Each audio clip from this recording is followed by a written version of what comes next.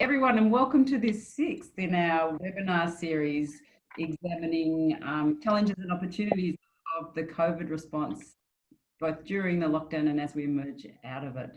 So I'm Nadine Ezard. I'm the Clinical Director of St Vincent's Hospital Alcohol and Drug Service here in Sydney, and also the Director of the National Centre for Clinical Research in Emerging Drugs. I'm really pleased to be here today with my two guests, Duran and Scott Daley. Before I introduce them, I just want to thank our consortium partners, the National Drug and Alcohol Research Centre and St Vincent's Hospital in Sydney, for their support of this webinar series. So I am pleased to introduce Duran and Scott. I work with both of them here at St Vincent's Hospital in Sydney. Duran is the Aboriginal Counsellor in our Alcohol and Drug Service, and Scott is the Manager of Aboriginal Health at St Vincent's in Sydney. Duran, I might just let you introduce yourself, and then Scott, if you can introduce yourself. Sure. I don't know. I think that's pretty much it. I'm the Aboriginal Counsellor in the Drug and Alcohol Service, as Nadine said. Hi everyone, my name's Scott. I am the Manager for Aboriginal Health, and my main job within the hospital is just to look after the staff that work in the unit, and I have a bit of a clinical role with some patients across all areas of the hospital. That's my main role. And you've got another clinical background as well, right? Yeah, I'm a physiotherapist. I came through the hospital as the cadet and the first year grad and the level 1-2. So I've been a part of the hospital now for 4 or 5 years, and this is my second year as in the Aboriginal Health Unit. And it's been a great experience. I'm glad I jumped bridges. Jump ship. Okay, that's fine. Thanks. Duran, maybe I can start with you and just ask what are some of the issues that are arising for our Aboriginal drug and alcohol clients during the kind of COVID response, and how has our response as the alcohol and drug sector changed to meet the needs of people during this time? I guess from what you were saying about how the sector has changed, I think unfortunately there's been quite a lot of services shut down in regards to rehabs, services such as that. Either they're shut down or they've reduced capacity essentially, which has left a fair few people without that option. In regards to us, we've primarily moved to over the phone, and the way that those services have continued essentially even in this time to be able to support people perhaps in their own home environment. And what are are there new or different issues that people are facing during this time? I would say that I've had clients, especially around this particular area near St Vincent's, that had spoken to me about when the original lockdown stuff started to come in, that the police had started to basically tell them to move on and those sorts of things, and around the areas that they would usually spend time with friends, and perhaps some people who use substances with those friends, that they were being quite often told to go elsewhere. And I had clients that had explained to me that they not went out and used, that they turned to alcohol instead because they wouldn't get in trouble if they were caught with that, whereas they would be in trouble if they were caught with the substances that they had been using previous. That's not every client either. So so in terms of changing patterns of use in COVID, so you're suggesting that for some people there was a shift in drug class. Yeah. Being able to go out and about. And any other kind of changes that you've observed or heard about? I guess for some people as well, the isolation.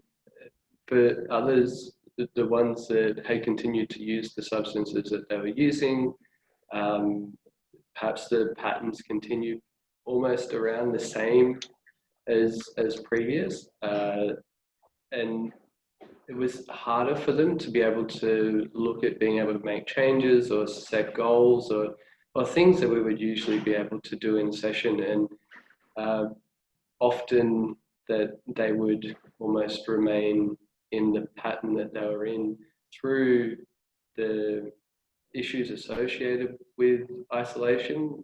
For example, loneliness, not being able to spend time with those friends that they would usually be able to spend time with. So those are a few. And is there anything that the service can do to adapt to those changing needs, or? I guess it's difficult because the clients being unable to attend the service, it can make it a bit more difficult. They do continue to engage in the way that we have set out with the phone engagement rather than face-to-face engagement, and that can make it a little bit more difficult. And of the clients that you were seeing, was there reasonable uptake of that transition to telephone support, or is it? Yeah. So initially, I expected that there wouldn't be, but there has been,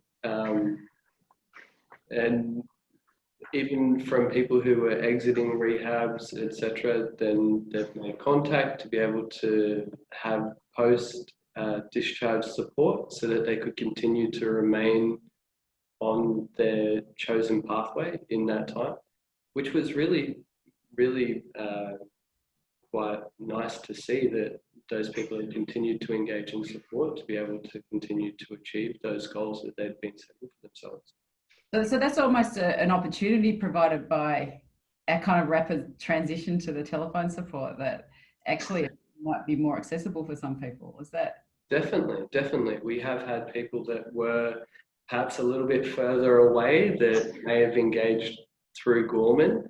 As I work in the withdrawal clinic as well, and they have since engaged following the rehab, and perhaps they may not have been quite as, it may not have been quite as easy to access as what it is in this circumstance because of their location. They may have lived maybe 30 minutes, 40 minutes away, but due to being able to access services over the phone, they've been able to continue to engage in that almost a streamlined process. They didn't have to re-explain their entire story because they'd already had previous engagement with me through detox prior to rehab.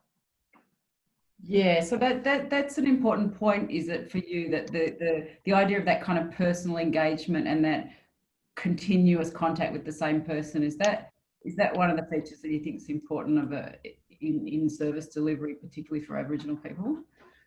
Yeah, I think so. Also being able to speak with an Aboriginal clinician, I think that makes it a lot easier. There's the understanding that comes with that. Thanks, Duran. Maybe Scott, we can move on to you and just, I mean, we know that during the COVID time, people stayed away from EDs. And now people are starting to come back to EDs. What are we doing as a hospital to try and make our emergency department more accessible for Aboriginal people? And what are some of the issues that you've been seeing? Well, we kind of observed an increase in presentations. Like, I mean, for March, we had 208 presentations, which over the last year, we've never had over 200. So we kind of seen a bit of an... And Torres Strait Islander people into our ED? Correct. But then we had a sharp dip in April, which dropped down to 159 presentations. So we kind of seen a small spike followed by a bit of a lull during this period. I suppose the two big things I've seen is the first one is having no access to drugs, so difficulty for people to find drugs, then going through that withdrawal process and then presenting to hospital. And secondly, I think the other thing we've seen is new drug users. So due to isolation, due obviously because of the COVID. We've seen new drug users, which may be a consequence from some mental health stuff that might have been sparked or previous experiences that have taken place. They're the two big things we've seen. You know, some of the things we're trying to combat that is making sure that we've got an Aboriginal health worker in the emergency department for as long as we can. So we're looking at around a service from 8 a.m. to 9 p.m. We know that Aboriginal people are presenting between the hours of 3 and 9. That seems to be our big time period. I think I had a look at a case scenario yesterday for one patient who's been in the ED for close to 50 times in the last financial year, and most of those presentations are between the hours of 8 and midnight. So we're making sure that someone's there to support them and give them some guidance, to be a spokesperson on their behalf to the doctors in the ED, and just trying to facilitate some movement and requests that they might have. And I mean, we know that Aboriginal people discharge without completing treatment at very high rates, and we know that Aboriginal people who inject drugs discharge at excessively high rates because we aren't meeting the needs of people. What are some of the things we could be doing better or have already started to do better? Have you got any comments for us, like as the alcohol and drug sector in this area? Yeah, so there's two things. The first thing is that St Vincent's started what's called a Flexi Clinic. That started in March. Unfortunately, it only ran for 2 weeks, and then COVID kind of hit, and we had to really change our service to accommodate for that. So the Flexi Clinic is basically a clinic that is run in ED, is operated 24 hours, 7 days a week. A staff specialist is basically in charge of looking after all the Aboriginal patients that come through our ED between the hours of 8 a.m. and 12 midnight. And the idea of that is to basically stop if we have a junior doctor that comes in and sees them, they usually go back to the senior edge and discuss things. So by having a staff specialist being at the front, seeing them immediately, it eliminates that time process, which the patients have clearly identified that waiting times are a huge problem. So the Flexi Clinic is coming back. That's coming back on the 1st of June. Right. So the main aim is for them, once they present, they get seen within 45 minutes by a staff specialist. Aboriginal Health will be down there straight away to meet any immediate needs that can be done within that 45-minute period if there is a bit of a delay. And then we just work together with the staff specialists, the Aboriginal Health, just to get them the attention that they need. After midnight, it's a senior registrar who takes over. And we've done a lot of education around that to try and meet the needs of our patients. In regards to what can be done, I suppose, in the drug and alcohol field, it's very tricky. I know we've got Panda starting soon, and can you explain a little bit about what Panda is, other than a beer? I'm probably not the best person to talk about it. I'll give you my understanding, and my understanding probably come over the last couple of weeks. One of the things we see is an Aboriginal patient hits the ED. If they're under the influence of alcohol or drugs. If it's alcohol, we have a set number of 0.03 at which they must be, well, not must be, but it's a bit of a standard in which we work around. If they're kind of above that, we like them to kind of sober up a little bit before we start any sort of intervention. And drugs, and correct me if I'm wrong, if the patient is under the influence of CMA, then we have certain protocol like the 5 and 5 or 10 and 10 protocol, which we try and allow them to come down off any sort of high that they might have. So the Panda, I suppose, allows them, when it does start, allows those patients to enter a safe space to allow these drugs to kind of take off or wean, so that an intervention can take place. That's my understanding. You guys might have a different understanding. So that'll be utilised quite heavily for our patients, and we'll be pushing for any sort of support we can get out of the Panda unit. And is it important to have the capacity to come and go, so not to have a closed facility or not be discharged if you're off-site? Is that? Yeah, it's a big thing. Like, I mean, it's not abnormal for one of our patients to come and hit ED, know that there's a bit of a waiting time, head off to go down to KFC and come back. Like, I mean, we have to be accommodating for that. That is normal process. And I always, when I'm down there, say, and someone comes to me and says, look, they've left. I say, look, let's just give them time. And, you know, it doesn't take long just to go across the road to Green Park, and sure enough, they're in there, just sitting down, relaxing.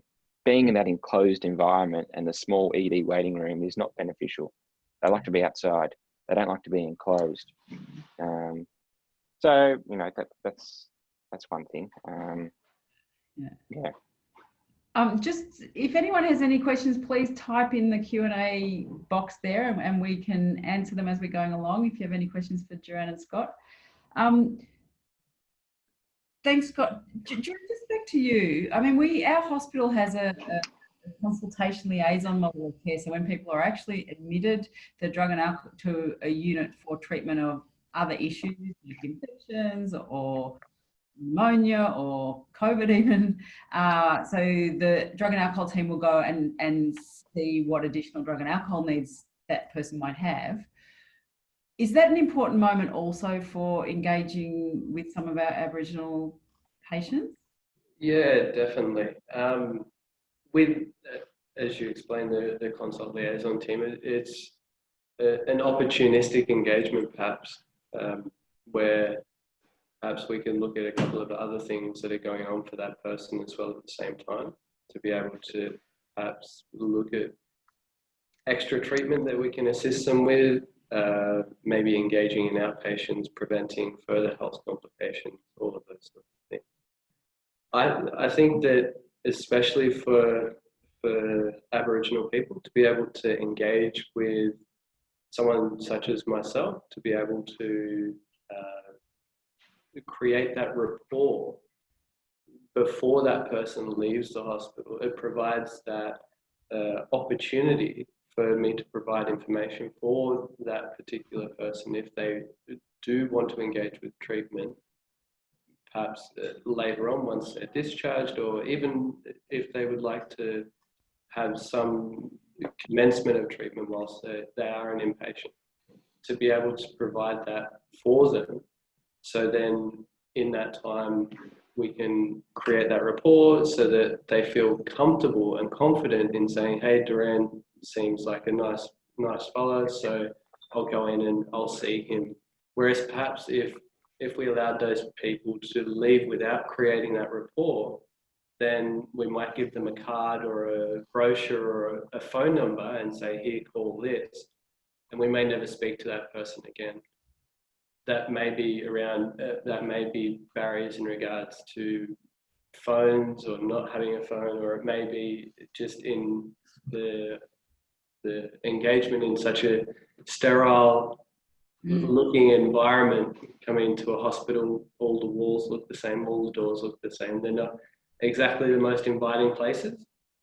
So to be able to create that rapport, I think is key in engagement for a lot of those people that Scott has been saying are coming through our doors. Unfortunately, I can see why prior it wouldn't have been as possible to be able to provide some of those referrals, given that we are limited within the amount of days that we can attend to be able to come into work. So perhaps the idea that if we're picking these people up earlier, then we're able to provide some more support, engagement in treatment, minimize harms, all of those things.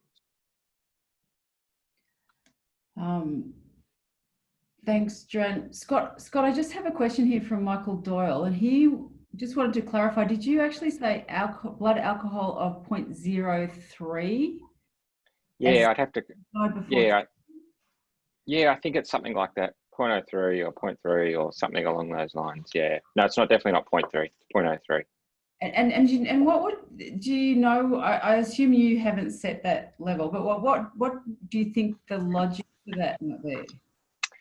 I suppose the logic, and look, I've done a bit of investigating, is just why do we have to have a number on it? You know, that's the big thing I have is is they've come here for help, and Yeah. why can't we give them help? But if we're kind of waiting for an objective number, then maybe it sometimes is too late, and hence why they leave, because they think, well, their sober might be 0.05 and they can make rational decisions at that level. Yeah, like, because I would agree with you. I've seen people go into withdrawal at lower levels, so you actually, it's harder even then to engage. So I agree with you. So I'm just wondering, it's quite a challenge, because at that point they think, well, I'm not getting help, I'm fine, like I'm going to go, like I'm not going to sit here and waste my time, and then we lose them. I suppose one of the big discussion points I've had with a few people at the moment is what other services, and you guys have been talking about, can we, the CLT team, CL team, can have any sort of effect in that initial stages. You know, we'd have to have a look at what time are these patients coming in to what time are they kind of leaving. And those discussions have been, 6 o'clock seems to be a good time at which people are kind of leaving. Why can't the CL team start at 6, or have a team that starts at 6 to cater for that sort of service or that need? And I think in hospital logic, there's the alcohol and drug consultation liaison team, and then there's the mental health consultation liaison team. So it depends which kind of service someone might need, want, looking for, with all with their own kind of different practices and structures and rules. So, I mean, I guess what I'm hearing from you is this need to be, at risk of being cliche, person-centred, and have flexible models of care that really do try and meet the needs of people at the time that they present.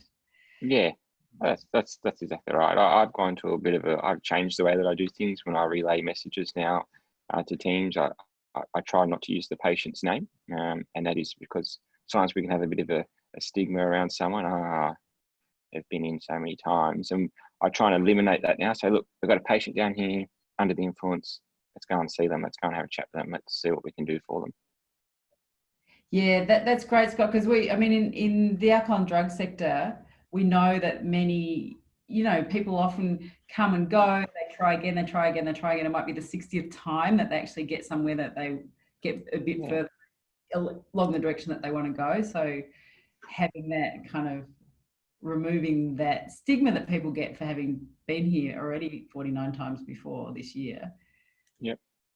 Could be the one time that change takes place. Yeah. Definitely. I like what Scott said before about that person is presenting for help. Yeah. And at the point,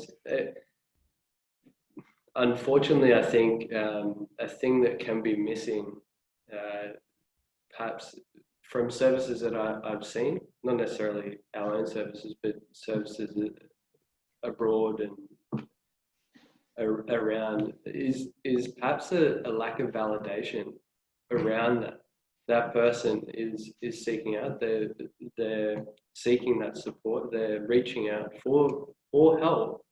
They're presenting saying, I need help, and then they're either getting no answer for a significant period of time, or they're being told, we can't help you right now. And I guess that can be a bit of a barrier for people when they want to seek help again, because they felt that they weren't validated in their concerns and their issues that they had presented for and were seeking help. Yeah. And are there any, so given all of this, is there any kind of opportunities you see now as we're coming out of this kind of COVID isolation period and really have been given, I think, a window to genuinely reflect and make rapid changes? This is maybe overly optimistic, but I do think we do have a chance now to reflect and change on the way we're doing things. So just one at a time, what are the kind of the key things we should be jumping on now that we've got this opportunity? Maybe Scott, you first, and then Duran. Yeah, sure. Well, definitely having someone there from the Aboriginal Health Unit here has been a big help, and I constantly hear the feedback from ED staff. I often get, "What are you doing out here? It's 9 o'clock." they feel supported, and that is a big thing, because then you work together for a common outcome. We know that Aboriginal people will, tell information to Aboriginal people that they may not tell to doctors due to fear. So you've got a bit of a safety net there. So that's one big thing that this COVID has forced us to do. We've got to try and turn this bad situation into a positive one, and we've seen patients feel supported here in this facility after hours. So that's one good thing that I've seen. Yeah. I heard, and I'm sure Duran will talk about this, I've heard him say the phone consultations. So I'll let him finish on that. I suppose the other big thing is that because we've seen this change in mental health, drug and alcohol area during the last couple of months, that it's forced us to have this discussion, and this discussion could be what leads us to have a better change, whether it be, a patient comes in under the influence of drug and alcohol. They have to have a medical review before they have a review from any other team. Why can't we do it together? Why are we working in silo? Yeah, great. Thanks, Scott. Duran? I think a lot of the things that Scott has talked about and that have been moving in the right direction, the stuff that is being put in place, I think that's going to definitely impact the people that are turning up with substance use concerns, issues. And I do think that that's going to, in turn, end up having more clients coming to see me, which will be a good thing. Then we're able to reach out and help more people, rather than perhaps having people represent multiple occasions at ED and not really making it around the side of the building to drug and alcohol for that outpatient support, which perhaps would be where they find that validation that perhaps they wouldn't have been able to find walking through the doors from ED. Perhaps that little bit more time to be able to spend with that person, to be able to work through some of the presenting issues, would be able to assist them with perhaps recovery, or at least achieving some of the goals that they hope to achieve. Yeah, great, thank you. I've just got one last question from Michael Doyle. I've heard of people who'd been clean for quite some time, using sporadically in the last 2 months, and also started to consume a lot of alcohol. Is there any indication, or is the hospital seeing this at all? Did you want to go first, Scott, or would you like me to? Yeah. No, I can go first. I can go first if you'd like. All right, I'll let you take it. Well, from what I have seen, presenting to me, I would say that not many of those people are presenting for help, essentially. So in regards to counselling support, from what I've seen, not a lot of those people are at the point where they are reaching out to our outpatient support services. But yes, it is something that I have been aware of and have seen as well. There have been small amounts of people that have sought help, but not a lot yet. So where are the other, if they're not coming to hospital, are there other places people can go for support? I don't know if they've come through ED. I guess that would be something. Scott, are you aware? Would you be able just to repeat that? So people who are previously abstinent, relapsing, or actually starting, or people who weren't drinking alcohol during this COVID period, is that something that you're seeing? Look, it's very hard, and I admit that most of my clients that I get in the afternoon, evening, probably are under some sort of the drug and alcohol area, and I can't at this stage put. It has a feeling like there is more, yes. In the relapse field, not too sure yet. It'll be something that we really need to look at. But at this stage, there is the feeling that there is more, and I will probably have a look at a bit of an analysis after we kind of return to some sort of normality. But there is the feeling, number-wise, not sure. I suppose we just have to wait and see. Yeah. I had seen, as I mentioned previously, I had seen that people had increased their alcohol consumption. Sometimes that was around loneliness, around not being able to connect with family or friends or things that they would have previously been able to do. Some of these people were very social people, and then not being able to see their family who may be in country areas, they're not able to go back because they're from Sydney, where COVID has been probably one of the largest impacted places within Australia. Not being able to go home, to be able to see family members has significantly impacted them, especially around their mental health. And sometimes the coping mechanism has been to drink that bit more.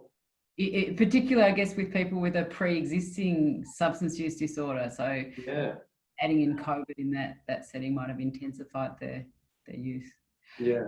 It's 2:31. I want to thank you so much, Duran and Scott, for joining us today. It's been really great to hear what you have to say, and I hope that you've enjoyed it. Thank you. Thank you. Thanks for having me. Thanks. Bye. Bye. See you.